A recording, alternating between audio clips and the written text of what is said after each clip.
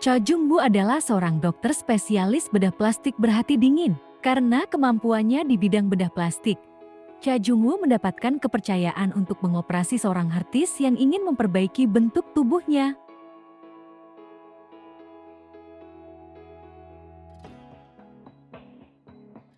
Suatu hari, Cho Jung-woo mendatangi sebuah klub dan dia disapa oleh seorang wanita yang mengaku pernah menjadi pasiennya. Tapi hanya dengan menyentuh wajahnya, Cho Jung-woo tahu kalau wanita itu tidak melakukan operasi plastik di kliniknya.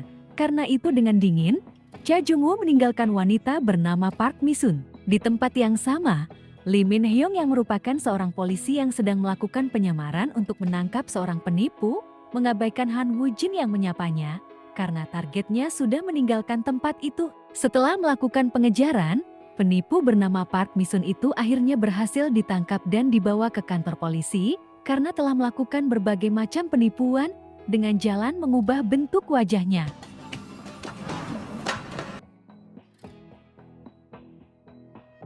Keesokan harinya, Cho Jung-woo menerima seorang pasien yang mengalami luka di wajah akibat terkena air panas ketika sedang mandi. Namun Cho Jung-woo merasa ada sesuatu yang ganjil, karena pasien itu hanya mengalami luka di wajahnya, tapi tangannya baik-baik saja. Padahal logikanya, jika memang luka itu berasal dari air panas ketika dia sedang mandi, bukankah seharusnya tangannya yang terluka lebih parah? Tapi pasien itu hanya mengalami luka di wajah. Dengan alasan kalau kliniknya adalah klinik khusus bedah kecantikan, Cho Jung-woo tidak bisa menerima pasien tersebut karena pasien itu harus melakukan operasi rekonstruksi pada wajahnya. Karena kejadian ini, Tuan Kang menuduh kalau Dr. Cha sengaja menolak mengoperasi anaknya karena dia dianggap tidak punya uang. Han Woo-jin, yang juga merupakan salah satu dokter di sana, berusaha menenangkan Tuan Kang. Tak berselang lama, seorang wanita datang ke rumah sakit itu bersama beberapa orang polisi. Anak wanita ini akan menjalani operasi bedah plastik tanpa persetujuan darinya, sehingga dia meminta Dr. Cha untuk menghentikan operasi terhadap anaknya. Tetapi Dr. Cha menolak menghentikan operasi, karena pasien sudah terlanjur dianestesi dan hal itu bisa merugikan pasien sendiri. Begitu operasi selesai, ibu pasien tersebut langsung mendatangi Dr. Cha dan mengeluhkan karena Dr. Cha tetap melanjutkan operasi terhadap anaknya, padahal anaknya sebenarnya mengalami depresi. Dr. Cha beralasan kalau tidak ada kewajiban untuk membaca diagnosa psikis dari pasien yang akan menjalani operasi. Di hari berikutnya, Dr. Cha menerima seorang pasien wanita yang ingin merubah bentuk hidung dan matanya agar dia bisa berubah menjadi orang yang berbeda. Padahal jika diperhatikan, wanita tersebut sudah memiliki mata dan juga bibir sesuai standar kecantikan Korea. Dr. Cha menyuruh wanita itu untuk memikirkan lagi keputusannya, dan jika memang dia sudah benar-benar yakin ingin merubah bentuk wajahnya, Dr. Cha mempersilahkan wanita itu untuk kembali kepadanya. Saat menuju ke parkiran, wanita itu tiba-tiba bertemu dengan seorang pria yang membuatnya ketakutan. Tak lama kemudian, Kim Seok-hun yang merupakan direktur di rumah sakit itu menemukan wanita bernama Dahi itu mengalami luka parah di wajahnya. Sebenarnya luka di wajah Dahi harus direkonstruksi sehingga dia harus dibawa ke rumah sakit lain, tapi karena kondisinya yang darurat, Kim Seok-hun memohon kepada Dr. Cha agar bersedia mengoperasi Dahi. Meski sempat menolak karena menganggap kalau itu bukan bidang keahliannya, nyatanya Dr. Cha bisa melaksanakan operasi itu dengan sangat baik. Lee Min-hyung yang memeriksa tempat kejadian perkara tidak menemukan bukti kalau Dahi telah diserang, karena ketika penyerangan itu terjadi, mereka terhalang oleh mobil sehingga CCTV tidak bisa merekam kejadian tersebut. Apalagi Choi Chang-min, pria yang telah menyerang Dahi, juga telah menyerahkan surat keterangan medis dan menyebutkan kalau dia diserang terlebih dahulu oleh Dahi. Sehingga dia hanya membela diri dan tidak sengaja mengayunkan botol ke wajah Dahi. Lee Min-hyung mendatangi Dr. Cha di kantornya dan meminta agar Dr. Cha menjadi saksi ahli atas kekerasan yang menimpa Dahi. Tapi Dr. Cha menolak dan beralasan kalau informasi pribadi pasien tidak bisa diberikan sembarangan. Di waktu bersamaan, Tuan Kang masuk ke dalam ruangan itu, menyalahkan Dr. Cha yang telah menolak mengoperasi anaknya, sehingga kini anaknya pergi dari rumah karena menganggap ayahnya tak berguna. Tuan Kang bertanya, apakah Dr. Cha masih pantas disebut sebagai seorang dokter ketika dia hanya mengurusi wajah wanita cantik. Karena kurangnya bukti, Choi Chang-min pun dibebaskan dari kantor polisi. Choi Chang-min yang kesal kepada pengacaranya, hampir memukul pengacara itu dengan ponselnya. Lee Min-hyung yang melihat kejadian itu, berusaha menahan Choi Chang-min dan dia melihat kalau di ponsel Choi Chang-min terdapat sebuah alat pelacak. Menyadari kalau nyawa Dahi dalam bahaya, Lee Min-hyung segera menuju ke rumah sakit. Dahi sendiri yang sudah boleh meninggalkan rumah sakit, diminta untuk datang kembali 10 hari yang akan datang. Tapi Dahi tidak yakin apakah dia masih hidup di hari itu. Saat hendak masuk ke dalam mobilnya, Choi Chang-min menyerobot dan membawa kabur Dahi. Lee Min-hyung yang sudah sampai di sana, menyadari kalau Dahi sedang diculik. Sayangnya saat ingin mengejar, mobilnya terhalang oleh mobil lain, sehingga dia pun minta bantuan Dr. Cha untuk mengejar mobil Dahi. Lee Min-hyung segera menghubungi kantor polisi untuk melacak keberadaan mobil yang ditumpangi oleh Dahi dan Choi Chang-min. Rupanya sudah sejak lama, Choi Chang-min melakukan kekerasan kepada Dahi. Hanya saja, Dahi tidak pernah berani melaporkan kejadian tersebut. Tapi sekarang Dahi sudah merekam percakapan mereka, di mana Chang-min mengakui kalau dialah yang melakukan kekerasan terhadap Dahi. Dr. Cha berhasil menghentikan kendaraan Dahi dan Lee Min-hyung langsung menangkap Chang-min yang tak berkutik.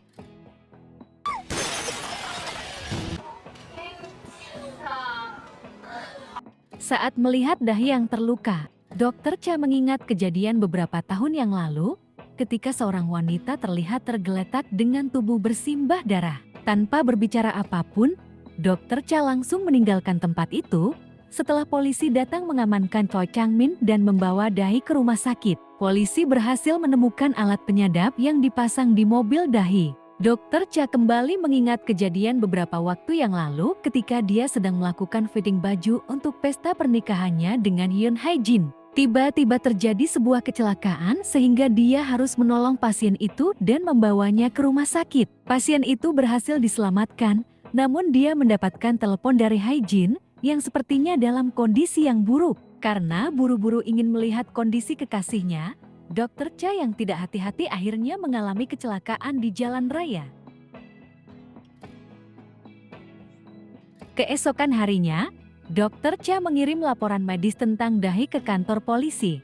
Karena kejadian heroik yang dilakukan kemarin, nama Dr. Cha langsung terkenal di jagat maya. Karena hal ini, Direktur Rumah Sakit langsung mengatur wawancara Dr. Cha dengan media. Tuan Kang yang melihat berita tentang Dr. Cha yang menolong Dahi, menulis sebuah surat dan memutuskan mengakhiri hidupnya sendiri. Dalam suratnya, Tuan Kang menulis ujaran kebencian terhadap Dr. Cha yang merendahkan orang lain dan memilih pasien sesuka hatinya. Dia membuat citra menjadi dokter yang baik dan tanpa malu mengambil kesempatan untuk meningkatkan popularitasnya. Polisi memeriksa rumah Tuan Kang, namun mereka tidak menemukan sesuatu yang mencurigakan. Lee Min-hyung menemukan sebuah catatan di kalender milik Tuan Kang dan nama sebuah klinik bedah operasi luka bakar di Seoul Selatan, serta sepasang sepatu yang siap dipakai dan jas yang baru selesai di laundry. Hyo-ju tiba-tiba muncul dan menyuruh mereka segera meninggalkan rumahnya karena dia yakin kalau ayahnya memang benar-benar bundir. Woo-jin menghubungi Jung-woo, memberitahu tentang berita kematian Tuan Kang yang menyerat nama Jung-woo. Woo-jin meminta Jung-woo untuk tidak datang ke klinik karena dia khawatir mental Jung-woo akan terpengaruh dengan berita kematian Tuan Kang. Woo-jin bahkan menyuruh pengacara klinik untuk datang menemui Jung-woo. Tapi Jung-woo terlihat santai menghadapi situasi itu. Meski karena masalah ini, kerjasama yang akan dijalin oleh klinik KSH dengan Bintan, di mana Jung-woo akan diajak sebagai mitra, untuk sementara dihentikan. Sok-hun selaku direktur utama klinik KSH mencoba mencari cara untuk menyelesaikan masalah ini, membersihkan nama Jung-woo, sekaligus menyelamatkan kerjasama KSH dengan Bintan. Di sebuah klub malam, Han Woo-jin menyapa seorang wanita dan menyarankan agar wanita itu melakukan operasi kelopak mata di kliniknya. Woo-jin memberikan sebuah kartu nama dan mengaku sebagai direktur KSH. Hyoju mendatangi kantor polisi dan menyerahkan dokumen bahwa ayahnya ternyata menderita kanker paru-paru sebelum kematiannya. Penyebab kematiannya disinyalir adalah karena patah tulang kompleks dan mengkonsumsi antidepresan dalam keadaan mabuk. Karena hal itu, kasus kematian Tuan Kang akan segera ditutup sebagai kasus kematian mendadak. Min Hyung yang heran kenapa anak Tuan Kang ingin agar kasus kematian ayahnya segera ditutup, mencoba menanyakan keadaan yang sebenarnya terhadap Hyoju. Hyoju bercerita kalau luka di wajahnya sebenarnya adalah karena kesalahan yang dilakukan oleh ayahnya ketika ayahnya bertengkar dengan ibunya ketika mabuk. Karena itulah Tuan Kang merasa sangat bersalah terhadap Hyoju. Hyoju ingin kasus ini segera diselesaikan karena dia tidak ingin hidupnya terhambat akibat memiliki seorang ayah yang mempunyai catatan kriminal. Kalimat Hyoju mengingatkan Min Hyung pada masa lalunya, ketika seorang pria yang dia kenal ditangkap polisi karena kasus narkoba. Jungwoo yang tidak tahu akan dibawa kemana oleh Sok Hun, hanya bisa mengikuti keinginan atasannya itu. Sok Hun menyiapkan sebuah wawancara untuk membersihkan nama baik Jungwoo. Karena itu, dia berjanji akan melakukan kerjasama dengan polisi, dan Jungwoo akan mengoperasi para korban kejahatan sebagai bentuk penyesalan atas kesalahan yang sebelumnya dilakukan. Karena itu keduanya segera menuju ke kantor polisi Seoul Selatan untuk menandatangani nota kerjasama di mana Jungwoo akan mengoperasi 3 korban kejahatan. Di saat bersamaan, Min Hyun dan Kang Ho sedang menuju ke sebuah warnet untuk menangani kasus pelecehan seksual yang terjadi di sana. Seorang wanita dilaporkan menerima pelecehan dari petugas kebersihan di toilet sebuah warnet. Untuk melindungi diri, wanita itu melukai wajah petugas kebersihan bernama Min Soo itu dengan menggunakan pisau yang selalu dia bawa untuk berjaga-jaga. Karena sabetan pisau itu, Min Soo mengalami luka yang cukup parah di wajahnya, hingga dia pun dilarikan ke rumah sakit.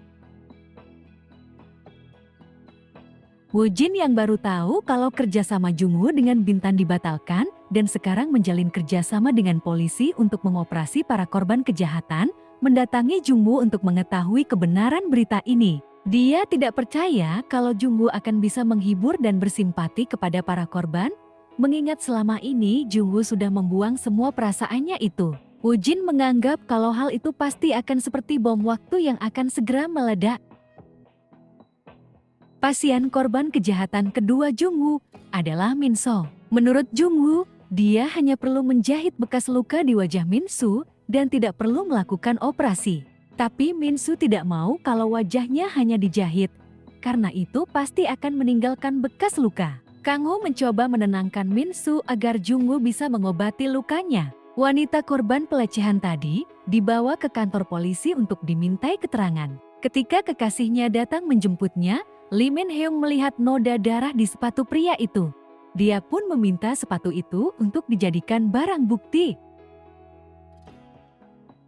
Setelah selesai menjahit luka Min Soo, Jungwoo memperhatikan Min Soo yang terus memegang bajunya dan kegelisahan yang nampak di wajahnya. Sehingga ketika Min Hyung datang untuk memeriksa apakah Min Soo sudah selesai dengan pengobatannya, Jungwoo dengan dingin menyuruh Min Hyung keluar.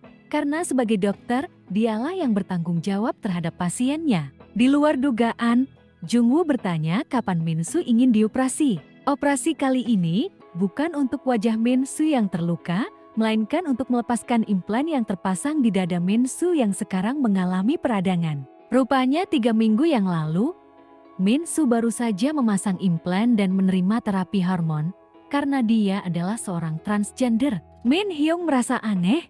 Kenapa seorang yang berisiko mengalami efek samping operasi bisa mencoba melakukan pemerkosaan, terlebih dia adalah seorang transgender. Min Hyung mencoba meminta catatan medis Min Soo, namun Cha Jungwoo menolak memberikannya. Meski begitu, dia tetap butuh pendapat Jungwoo untuk menegakkan diagnosa apakah benar Min Soo pelakunya atau tidak. Min Hyung heran, kenapa seorang dokter yang tak suka mencampuri urusan pribadi pasien bisa secara tiba-tiba melakukan pengobatan kepada para pasien korban kejahatan.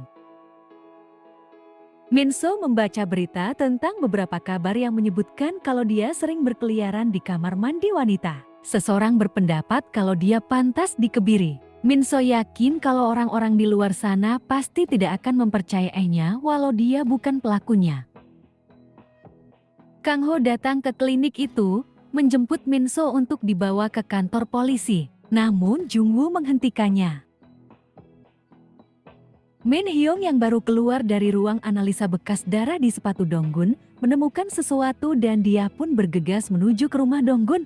Donggun berusaha lari dari rumahnya, namun berakhir kelelahan dan dengan sukarela menyerahkan diri. Di sana, Min Hyung bertemu dengan Kang Ho yang juga berusaha menangkap Donggun setelah mendengar penjelasan dari Jung-woo kalau luka yang dialami oleh Min-so dilakukan oleh orang yang lebih tinggi dari Min-so karena melihat kedalaman luka dan luka yang bermula dari atas. Saat diinterogasi, Donggun bercerita kalau dia kesal kepada Min-so yang secara tak sengaja menyanggolnya saat membersihkan bekas minuman keras di lantai yang membuatnya kalah dalam permainan game online. Karena itu dia mengikuti Min-so ke kamar mandi dan mengayunkan pisau ke wajahnya, lalu menyuruh kekasihnya berpura-pura menjadi korban. 휘두르고 멈췄을 Min-so mendatangi Jung-woo di klinik dan berterima kasih karena Jung-woo telah menjaga catatan operasinya. Bersama itu, Min-so memberi sebuah gambar untuk Jung-woo dan bercerita kalau dia bercita-cita menjadi seorang seniman, sekaligus minta untuk dioperasi sekali lagi. Woo-jin yang melihat situasi hangat antara Jung-woo dan pasiennya sedikit terkejut dengan situasi itu. Namun dia tidak tertarik dengan apa yang dilakukan oleh Jung-woo karena dia hanya akan menjadi dewa untuk wanita yang mencari kecantikan saja. Kang Ho bercerita kalau awalnya Jung-woo adalah seorang dokter di UGD. Namun dia memutuskan pindah menjadi dokter bedah plastik karena tanggung jawab sebagai dokter UGD terlalu besar. Lagi pula, gaji seorang dokter bedah plastik tentu saja lebih mahal. Min Hyung bertanya-tanya mengenai perubahan sikap Jung-woo dari seorang dokter yang tidak peduli dengan urusan pribadi pasiennya. Kenapa tiba-tiba bisa berubah menjadi peduli? Tiba-tiba sebuah panggilan dari Hyoju masuk, membawa kabar terbaru mengenai kematian ayahnya. Wanita ini bercerita, kalau di hari kematian Tuan Kang, dia melihat seseorang lewat tapi dia hanya melihat punggungnya saja. Orang itu terlihat mengenakan sebuah sepatu yang aneh. Sepatu itu berwarna hitam, namun dia nampak menambahkan sesuatu di alasnya. Sementara itu, Jung-woo yang baru saja meninggalkan rumah sakit, diikuti oleh sebuah mobil berwarna hitam. Pria itu tetap di dalam mobilnya saat Jung-woo masuk ke dalam sebuah tos serba. Sayangnya, wajah pengendara itu tidak kelihatan. Min Hyung terus berpikir, kenapa Jung-woo ikut dilibatkan dalam kematian Tuan Kang? Jika benar pria bersepatu aneh itu ada hubungannya dengan kematian Tuan Kang. Apakah mungkin ada dendam pribadi antara pria itu dengan Jung-woo? Jika memang benar begitu, bukankah nyawa Jung-woo sedang dalam bahaya?